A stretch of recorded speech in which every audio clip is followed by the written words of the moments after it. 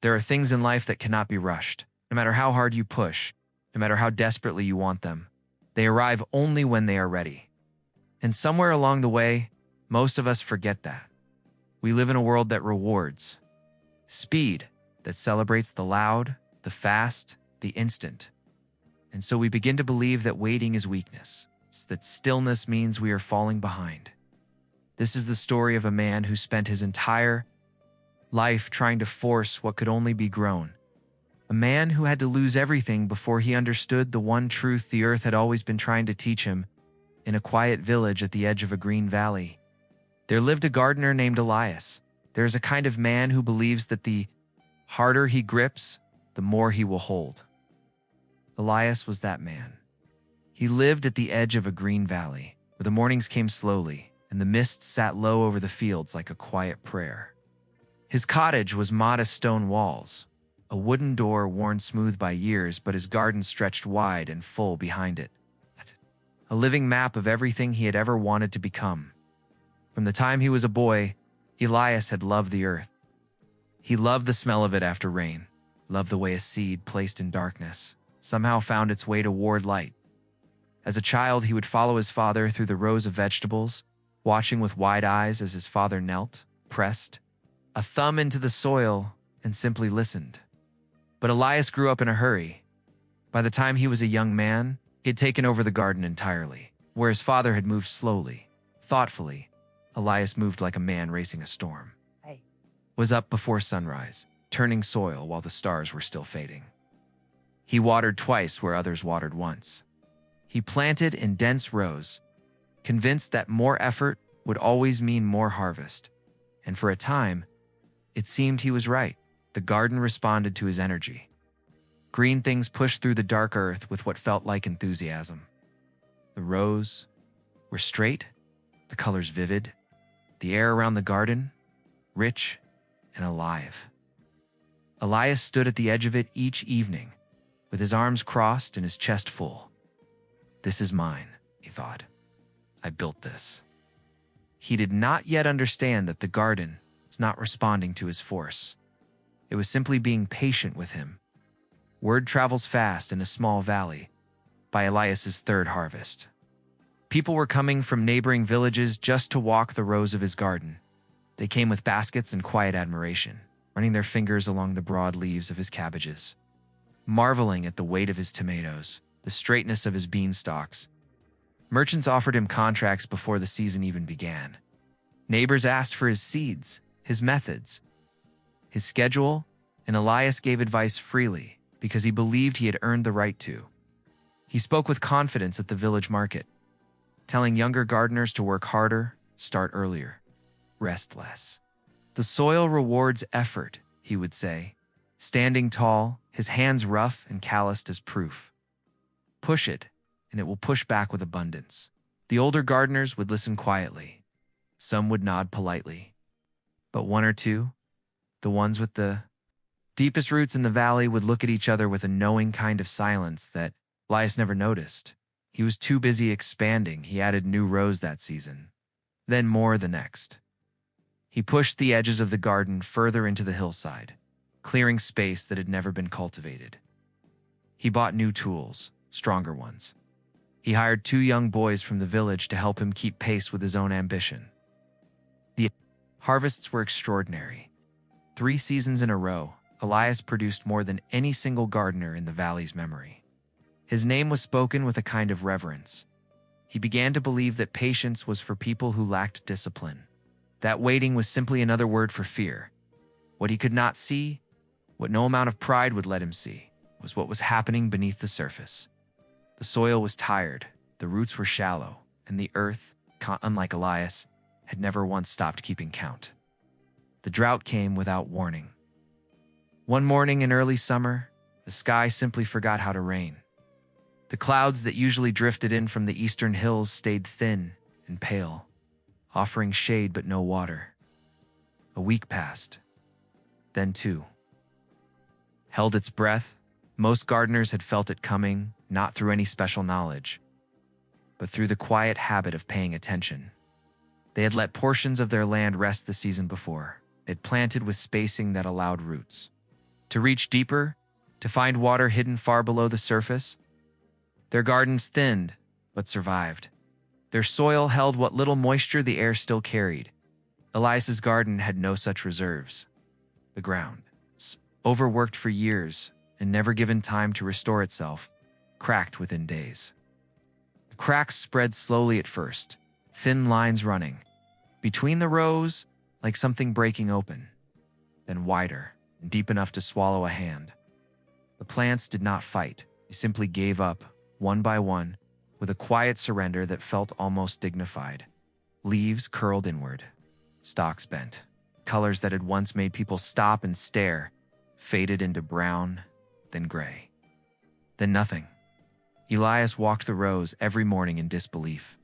He watered obsessively, hauling buckets from the stream at the bottom of the hill until his back ached and his hands bled. Ow. But the water disappeared into the broken earth as if it had never existed. There was nothing left beneath the surface to hold it. By the end of the 6th week, the garden was gone. Not damaged. Not struggling. Gone. Neighbors came quietly to check on him, the way people do after a loss too large for words. They brought food. They offered help. But Elias stood at the edge of what had once been his greatest pride and felt something crack open inside him that had nothing to do with the soil. His identity had lived in that garden, and now the garden was dust. The man who kept digging grief in a man like Elias did not look like tears. It looked like fury. The morning after the last plant died, he was back in the garden before sunrise, not to mourn, but to fight.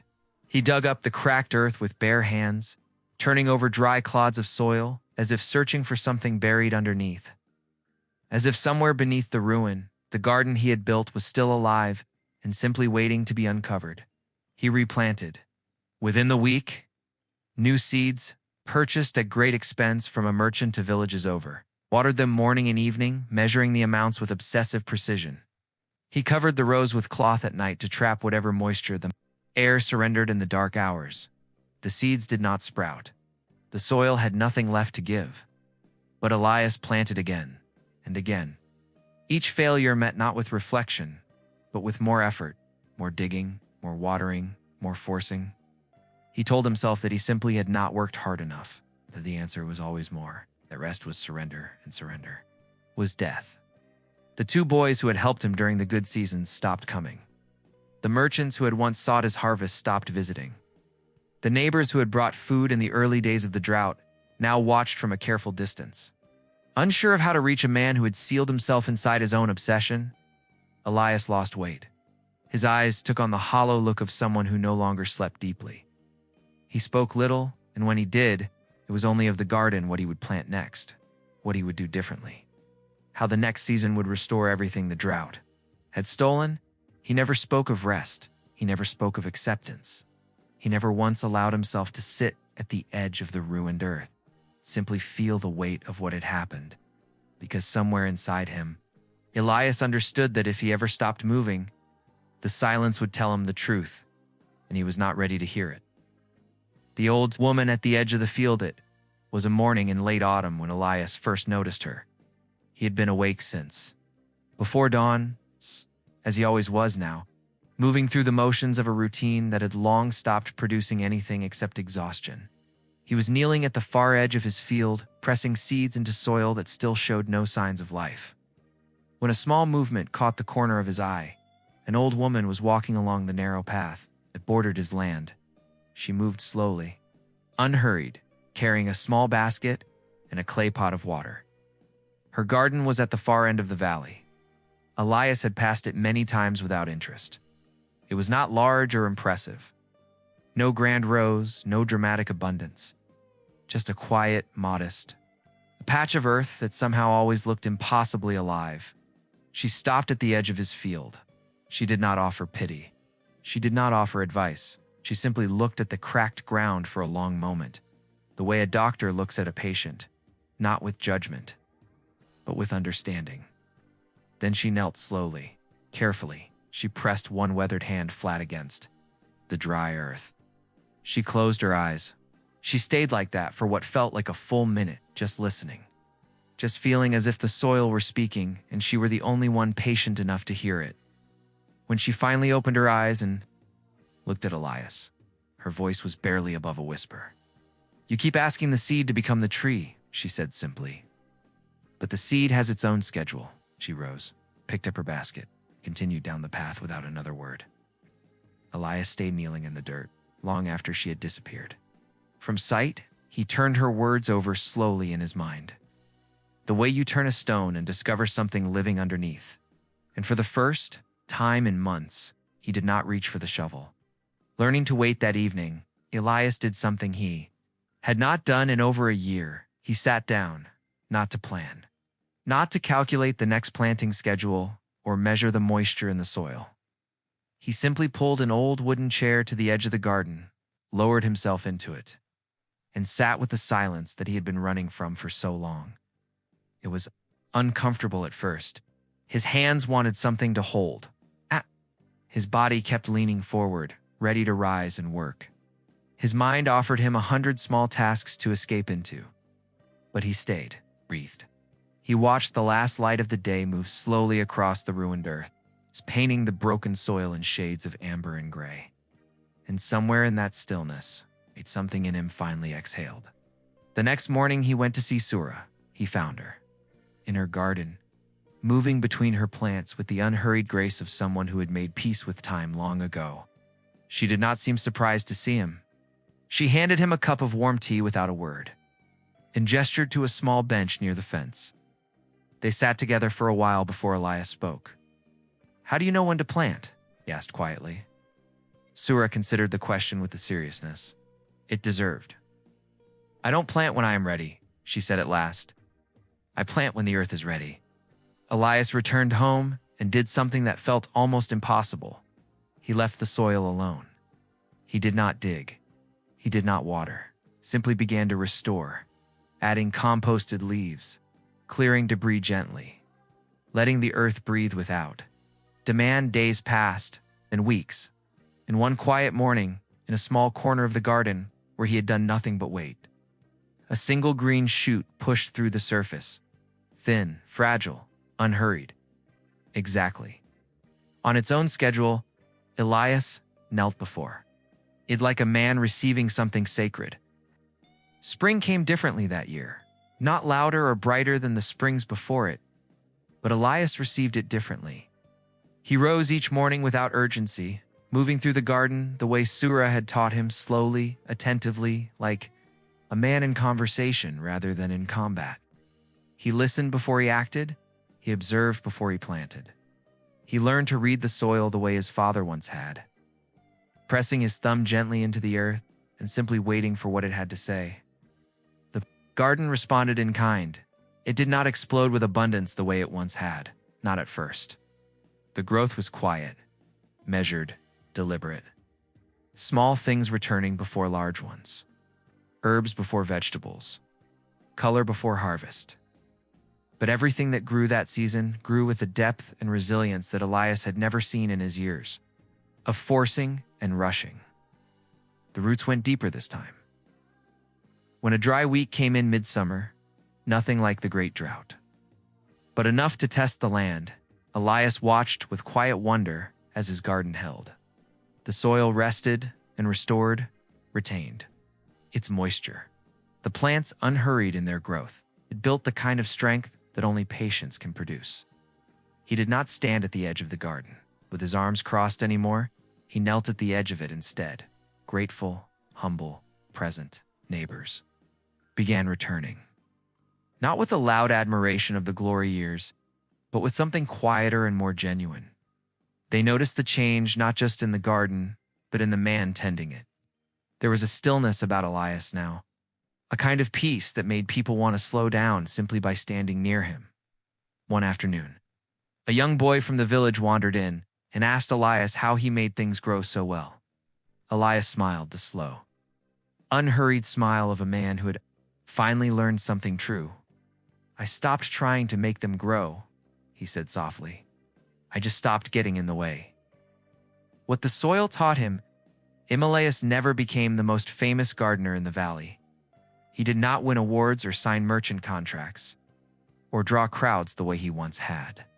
But every single person who ever walked through his garden left feeling something they could not quite name: a quietness, a settling, as if the earth there carried a different kind of energy than the world outside its edges, because it did. And so does this story. If Elise's journey taught us anything, it is this: patience is not weakness. It is the deepest form of trust. Trust in the process. Trust in the timing. Trust that what is meant to grow will grow. If only you stop pulling it upward by force. Rest is not surrender. The soil that is never given time to restore itself has nothing left to give, neither do you. Identity built on outcomes is fragile. Elias lost himself when he lost the harvest, because he had placed his entire worth inside something that seasons could take away. Your value is not your output. Forcing what must unfold naturally only exhausts the ground. In gardens and in life, there are things that cannot be rushed. Healing, trust, growth, love, they arrive on their own schedule or not at all. The wisest voices often speak the softest. Surah did not lecture. She knelt beside broken earth and listened. Sometimes the most transforming wisdom arrives in a single quiet sentence. And finally, the seed always knows. Even in darkness, even in drought, even when nothing visible is happening, something is preparing beneath the surface. Your job is not to force it. Your job is to tend it, trust it, and wait. If this story found you at the right moment, let it stay with you. Like a seed, it will grow in its own time. If it moves something in you, share it with someone who needs to hear it. And if you want more stories like this one, you already know where to find them.